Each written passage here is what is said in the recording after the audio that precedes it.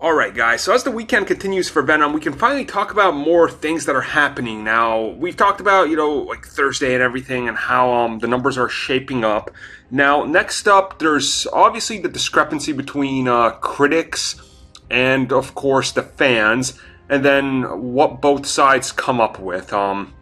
So Venom is an interesting one because one of the other gauges you can really kind of look at, besides looking at the likes of Rotten Tomatoes, obviously, is CinemaScore. Now, CinemaScore is pretty good and pretty important considering they actually poll people as they're exiting the movie, and they generally have you, submit a ticket stub and everything to verify that you did in fact see it. And they don't just pick anybody. It's like, they'll do it at random and things. So, you're getting a variety of responses from everybody. So it's a good way to gauge what's happening.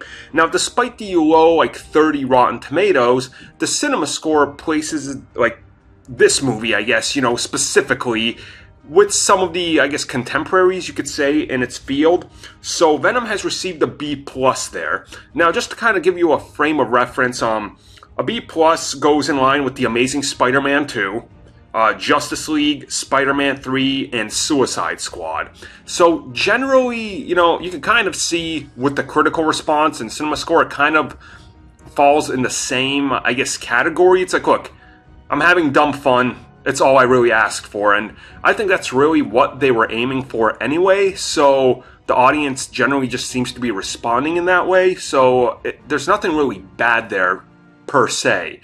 Now, obviously, you would consider Sony would probably want it to be a little bit better in both critical and audience responses, because the last time they put out a solo movie like this was The Amazing Spider-Man 2, and despite making a ton of money, and despite the fans, loving it, right, and being on par with Venom, it didn't really help the character continue on. But I feel like Venom's going to be a different story, which I think once the weekend wraps up, you can kind of look at those numbers and then kind of go into the second weekend, crunching in the competition, what the fan response is, and what the most likely outcome is. Probably a 55% drop, I would guess.